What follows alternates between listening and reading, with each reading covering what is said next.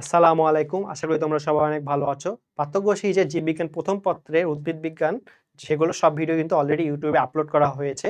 আজকে আমরা জীববিজ্ঞান দ্বিতীয় পত্র শুরু করব। আজকে প্রথম চ্যাপ্টারটা হচ্ছে তোমার প্রাণীর বিভিন্নতা ও শ্রেণীবিন্যাস। তো এখানে প্রথমে আমরা পার্থক্য করব দ্বিস্তরী প্রাণী এবং ত্রিস্তরী প্রাণীর মধ্যে। তো ভ্রূণীয় স্তরের ক্ষেত্রে দেখো দ্বিস্তরী প্রাণীর ক্ষেত্রে থাকতেছে এক্টোডাম এবং এন্ডোডাম। আর তোমার ত্রিস্তরী প্রাণীর ক্ষেত্রে থাকে কিন্তু এক্টোডাম এবং এন্ডোডাম এবং এদের মাঝে থাকে হচ্ছে তোমার মেসোডাম। আর দ্বিস্তরী প্রাণীর ক্ষেত্রে দেখছো আমাদের এক্টোডার্ম এবং এন্ডোডার্মের মধ্যে মেসোগ্লিয়া নামক এক ধরনের অকোষীয় স্তর থাকে। বা যেহেতু তোমার ত্রিস্তরী প্রাণীতে মেসোডার্ম আছে, তো স্বাভাবিকভাবে এদের মধ্যে কোনো মেসোগ্লিয়া থাকে না। এরপর আসো ভ্রূণ স্তরের পরিণতি। তো তোমার এই দ্বিস্তরী প্রাণী যেহেতু হচ্ছে তোমার নিম্ন শ্রেণীর প্রাণী, তো এদের কোষগুলো কোন ধরনের টিস্যু বা অঙ্গ গঠন করে না। বা যেটা হচ্ছে তোমার ত্রিস্তরী প্রাণী, তারা যেহেতু উন্নত শ্রেণীর প্রাণী, তাদের কোষগুলো কিন্তু বিভিন্ন ধরনের টিস্যু, অঙ্গ এবং অঙ্গতন্ত্র গঠন করে। আচ্ছা, তারপরে আসো যে নেমাটোসিস। তো আমরা জানি কি এক ধরনের দ্বিস্তরী প্রাণীর সবচেয়ে মানে মানে কি বলবো, সবচেয়ে সহজ উদাহরণ হচ্ছে তোমার হাইড্রা। তো হাইড্রা যেহেতু নেমাটোসিস থাকে, তো স্বাভাবিকভাবে দ্বিস্তরী প্রাণীতে নেমাটোসিস উপস্থিত, আর ত্রিস্তরী প্রাণীতে কিন্তু নেমাটোসিস অনুপস্থিত। তারপরে আসো আসো পলিপ এবং মেডুসা দশা। তো এটা হচ্ছে তোমার দ্বিস্তরী প্রাণীর ক্ষেত্রে এর উভয়টি বা যে কোনো একটি থাকবে, কিন্তু তোমার ত্রিস্তরী প্রাণীতে এ ধরনের কোনো হচ্ছে তোমার দশা থাকে না। এরপরে আসো সবার শেষে আমরা বলছি দেহ গহ্বর। তো দ্বিস্তরী প্রাণীর ক্ষেত্রে এটাকে বলা হচ্ছে তোমার গ্যাস্ট্রোভাস্কুলার গহ্বর বা সিরেন্টেরন, আর ত্রিস্তরী প্রাণীর ক্ষেত্রে কিন্তু এটাকে বলা হচ্ছে তোমার সিলোম। তো আমরা এর মাধ্যমে ফার্স্ট পার্থক্যটা পড়লাম। এরপর আমরা আসি কর্ডেট এবং নন কর্ডেট প্রাণীর মধ্যে পার্থক্য। তো কর্ডেট প্রাণী কি? এটা হচ্ছে তোমার কর্ডাটা ফাইলামের যে প্রাণীগুলো রয়েছে, আর নন কর্ডেট হচ্ছে তোমার ফাইলাম পরিফেরা থেকে ফাইলাম নিডারি একাইনোডার্মাটা পর্যন্ত। তো প্রথমে পার্থক্য হচ্ছে তোমার নটোকর। তো কর্ডেট প্রাণীর যেহেতু হচ্ছে মেরুদণ্ড থাকে, তো স্বাভাবিকভাবে এদের জীবনের কোনো না কোনো দশা কিন্তু অবশ্যই নটোকর উপস্থিত থাকে। বা যেটা হচ্ছে তোমার নন কর্ডেট প্রাণী, সেখানে কিন্তু কোনো ধরনের তোমার নটোকর থাকে না। এরপর স্নায়ুরজ্জু। তো কর্ডেট প্রাণীর ক্ষেত্রে এটা তোমার পৃষ্ঠীয় অঞ্চলে থাকে এবং এটা হচ্ছে তোমার ফাঁপা হয়। আর যেটা হচ্ছে তোমার নন কর্ডেট প্রাণী, সেখানে কিন্তু সাধারণত কোনো ধরনের স্নায়ুরজ্জু থাকে না, বা যদি থাকে তাহলে সেটা কিন্তু হবে অঙ্কীয় এবং নিরেট। তো দুইটা কোথায় থাকে আমাদের জানতে হবে, কারণ দেখো কর্ডেট প্রাণীতে এটা থাকে পৃষ্ঠীয় অঞ্চলে, আর যেটা হচ্ছে তোমার নন কর্ডেট প্রাণী, সেখানে কিন্তু এটা থাকছে অঙ্কীয় অঞ্চলে। এরপরে আসো গলবেলীয় ফুলকারন্ধ্র। তো ফুলকারন্ধ্রটা হচ্ছে তোমার কর্ডেট প্রাণীর ক্ষেত্রে জীবনে কোনো না কোনো দশায় অবশ্যই থাকবে, বা যেটা হচ্ছে তোমার নন কর্ডেট প্রাণী, সেখানে কিন্তু কোনো ধরনের গলবলীয় ফুলকারন্ধ্র থাকবে না। এরপর আসে পায়ু উত্তল লেজ। এটাও তোমার হচ্ছে কর্ডেট প্রাণীর ক্ষেত্রে জীবনে কোনো না কোনো দশায় থাকবে, বা নন কর্ডেট প্রাণীতে থাকবে না। এরপরে বলছে তোমার হৃৎপিণ্ড। তো তোমার কর্ডেট প্রাণীর ক্ষেত্রে হৃৎপিণ্ডটা থাকতেছে হচ্ছে তোমার পৌষ্টিক নালীর নিচে, আর যদি নন কর্ডেট প্রাণীতে নর্মালি হচ্ছে তোমার হৃৎপিণ্ড থাকে না, বা যদি থাকে সেক্ষেত্রে সেটা পৌষ্টিক নালীর ওপরে বা পাশে অবস্থান করবে। এরপরে আসো বলছে যে কঙ্কাল। তো কর্ডেট প্রাণীর ক্ষেত্রে অবশ্যই অন্তঃকঙ্কাল এবং হচ্ছে তোমার বহিঃকঙ্কাল উপস্থিত থাকবে, বা যেটা নন কর্ডেট প্রাণী, সেখানে কিন্তু যদি থাকে কোনো কঙ্কাল, সেটা হচ্ছে তোমার বহিঃকঙ্কাল, সেটা হচ্ছে তোমার বাইরের কঙ্কাল, যেমন হচ্ছে তোমার নখ, লোম, এটা হচ্ছে তোমার বহিঃকঙ্কাল। এরপরে আসো চোখ। তো কর্ডেট প্রাণীদের চোখটা কোথা থেকে সৃষ্টি হয়? এটা হচ্ছে তোমার মস্তিষ্ক থেকে সৃষ্টি হয়। আর যেটা হচ্ছে তোমার নন কর্ডেট প্রাণী, সেখানে তোমার চোখ সৃষ্টি হচ্ছে ত্বক থেকে। তার মানে আমরা বুঝতে পারছি যে হচ্ছে তোমার কর্ডেট প্রাণীর ক্ষেত্রে তোমার চোখ সৃষ্টি হয় মস্তিষ্ক থেকে, আর হচ্ছে নন কর্ডেট প্রাণীর ক্ষেত্রে এই চোখটা সৃষ্টি হচ্ছে তোমার ত্বক থেকে। এরপরে পার্থক্যে আমরা আসি যে মেরুদণ্ডী এবং মেরুদণ্ডী প্রাণীর মধ্যে পার্থক্য। তো মেরুদণ্ডী প্রাণী মানে কি? তাদের অবশ্যই মেরুদণ্ড থাকবে এবং তাতে হচ্ছে তোমার কশেরুকা থাকবে, এবং যেটা অমেরুদণ্ডী প্রাণী, সেখানে অবশ্যই মেরুদণ্ড অনুপস্থিত থাকবে। এরপরে বলছে স্নায়ুরজ্জু। তো মেরুদণ্ডী প্রাণীর স্নায়ুরজ্জুটা কেমন? ফাঁপা, এবং এটা কোথায় অবস্থিত? এটা হচ্ছে তোমার দেহের পৃষ্ঠদেশে অবস্থিত। আর যেটা হচ্ছে তোমার অমেরুদণ্ডী প্রাণী, তার তোমার স্নায়ুরজ্জুটা হচ্ছে নিরেট, এবং এটা কোথায় অবস্থিত? এটা কিন্তু দেহের অঙ্কীয় দেশে অবস্থিত, যেটা আমরা আগের স্লাইডে পড়ে আসছি। এরপরে বলছে প্রতিসাম্য। প্রতিসাম্যটা হচ্ছে মেরুদণ্ডী প্রাণীর ক্ষেত্রে যে তোমার দ্বিপার্শ্বীয় প্রতিসাম্য বা বাইল্যাটেরাল, আর যেটা হচ্ছে তোমার অমেরুদণ্ডী প্রাণী, তারা নর্মাল হচ্ছে অপ্রতিসাম্য বা অ্যাসিমেট্রিক্যাল, অথবা অরিও রেডিয়াল, অথবা দ্বিপার্শ্বীয় হইতে পারে।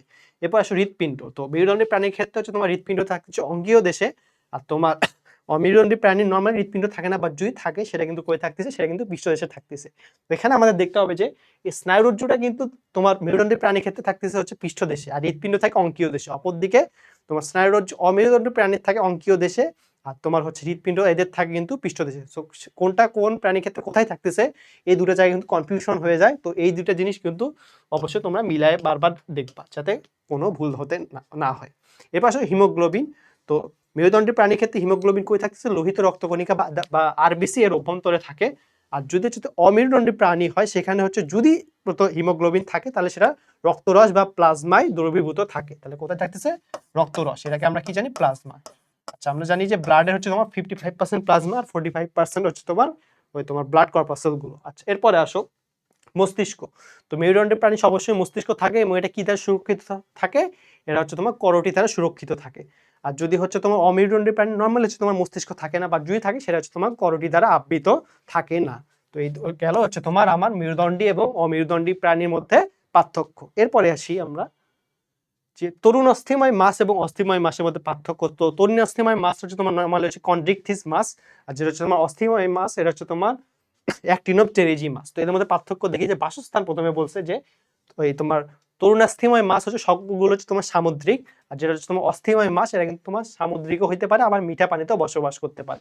এরপরে হচ্ছে তোমার ত্বকের আবরণ বলছে যে তরুণাস্থিময় মাছ হচ্ছে তোমার প্ল্যাকয়েড আইস দ্বারা হচ্ছে তোমার আবৃত, আর যেটা হচ্ছে তোমার অস্থিময় মাছ সেটা হচ্ছে কি দিয়ে আবৃত? দেখো, গ্যানয়েড, তারপর সাইক্লয়েড এবং টিনয়েড আইস, তিন ধরনের আইসই থাকে। এক নম্বর হচ্ছে তোমার গ্যানয়েড আইস, দুই নম্বর হচ্ছে তোমার সাইক্লয়েড আইস, আর তিন নম্বরটা হচ্ছে তোমার টিনয়েড আইস। তাহলে তিন ধরনের আইস দ্বারা এরা আবৃত থাকে। এরপরে বলছে যে তোমার অন্তকঙ্কাল। তো তরুণাস্থিময় মাসে অন্তকঙ্কাল অবশ্যই তরুণাস্থিদের নিয়ন্ত্রিত তোমার হচ্ছে নির্মিত হবে, আর যেটা হচ্ছে তোমার অস্থিময় মাছ তার অন্তকঙ্কাল কিন্তু অস্থি দ্বারা নির্মিত হবে।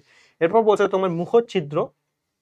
তো এদের তোমার তরুণাস্থিময় মাছের মুখচ্ছিদ্র হচ্ছে তোমার হচ্ছে মস্তকের অগ্রভাগে অবস্থিত এবং এটা হচ্ছে তোমার বড় এবং অর্ধচন্দ্রাকার। আর যেটা হচ্ছে তোমার অস্থিময় মাছ এটা কিন্তু মস্তকের প্রান্তে অবস্থিত, এদের হচ্ছে তোমার মুখচ্ছিদ্র এবং এটা কি বিভিন্ন ধরনের আকৃতির হইতে পারে।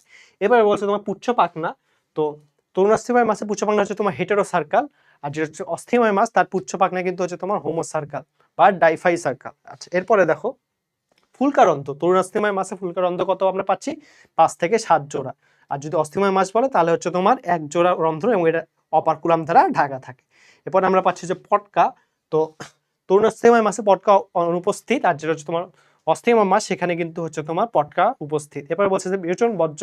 তো তরুণাস্থিময় মাছে আমরা পাচ্ছি রেচন বর্জ্য হচ্ছে তোমার ইউরিয়া, আর যেটা হচ্ছে তোমার অস্থিময় মাছ সেখানে আমরা রেচন বর্জ্য পাচ্ছি হচ্ছে তোমার অ্যামোনিয়া। নিষেক হচ্ছে তোমার যেহেতু তরুণাস্থিময় মাছটা একটু মানে নিম্ন শ্রেণী স্বাভাবিক হয়, এখানে অন্তঃনিষেক ঘটে, বা যেটা অস্থিময় মাছ এটা একটু উন্নত শ্রেণী হয়, এখানে কিন্তু বহির্নিষেক ঘটে। তারপর হচ্ছে জাস্ট উদাহরণগুলো পড়বা যে তরুণাস্থিময় মাছ হচ্ছে তোমার রূপচাঁদা, আর হচ্ছে তোমার অস্থিময় মাছটাই হচ্ছে তোমার ইলিশ মাছ, যেটা হচ্ছে আমাদের জাতীয় হিল মাছ। এরপর আমরা পার্থক্য পর্ব হচ্ছে তোমার সাইক্লোস্টোমাটা এবং গ্যানাথোস্টোমাটার মধ্যে পার্থক্য। সরি, গ্যানাথোস্টোমাটা। তো এখানে দেখো চোয়াল বলছে। তো সাইক্লোস্টোমাটার হচ্ছে তোমার মুখটা চোয়ালবিহীন এবং হচ্ছে তোমার এর চোষক এবং কোর্শিকা যুক্ত থাকে। এরপরে দেখো যে ন্যাথোস্টোমাটা হচ্ছে তোমার প্রকৃত চোয়াল কিন্তু উপস্থিত থাকে। এরপর উপাঙ্গের ক্ষেত্রে দেখি সাইক্লোস্টোমাটার ক্ষেত্রে কিন্তু জোর উপাঙ্গ অনুপস্থিত পায়, গ্যানাথোস্টোমাটার ক্ষেত্রে কিন্তু হচ্ছে তোমার জোর উপাঙ্গ থাকে। তারপরে বলছে যে দেহত্বক। তো সাইক্লোস্টোমাটা হচ্ছে কোনো ধরনের মানে ত্বকে কোনো আবরণ থাকে না, সো এর দেহত্বকটা নগ্ন, বা গ্যানাথোস্টোমাটার ক্ষেত্রে কিন্তু হচ্ছে তোমার দেহত্বক নগ্ন বা আইস, পালক লোম সব ধরনের থাকতে পারে, নগ্নও থাকতে পারে, বিভিন্ন ধরনের আইসও থাকতে পারে।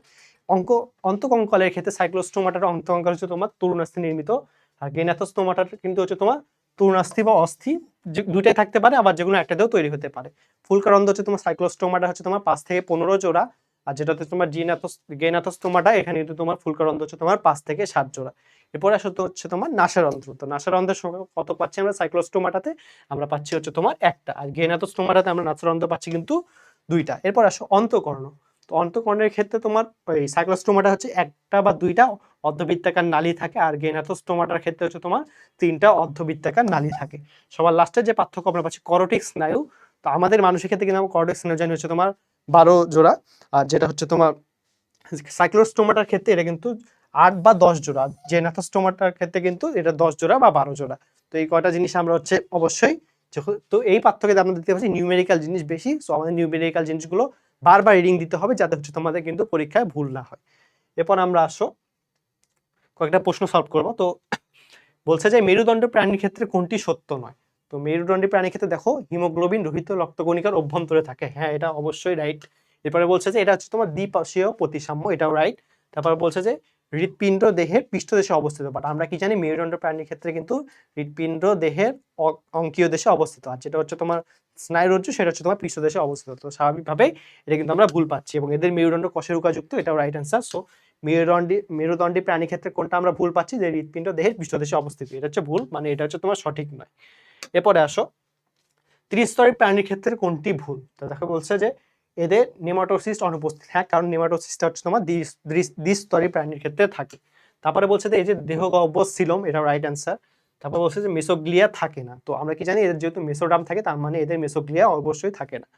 তো তারপর বলছে যে পলিপ এবং মেডুসা দশা উপস্থিত। আর আমরা কি জানি পলিপ এবং মেডুসা দশা যে আছে এটা হচ্ছে তোমার দ্বিস্তরের প্রাণীর বৈশিষ্ট্য। স্বাভাবিকভাবে ত্রিস্তরের প্রাণীর ক্ষেত্রে এটা হচ্ছে তোমার ভুল। সো এখানে হচ্ছে রাইট আনসারটা হচ্ছে তোমার ডি নাম্বার। তো এই কটাই ছিল আজকের মানে পড়ার প্রশ্ন। সবার আশা করি ভিডিওটা ভালো লাগছে। আসসালামু আলাইকুম।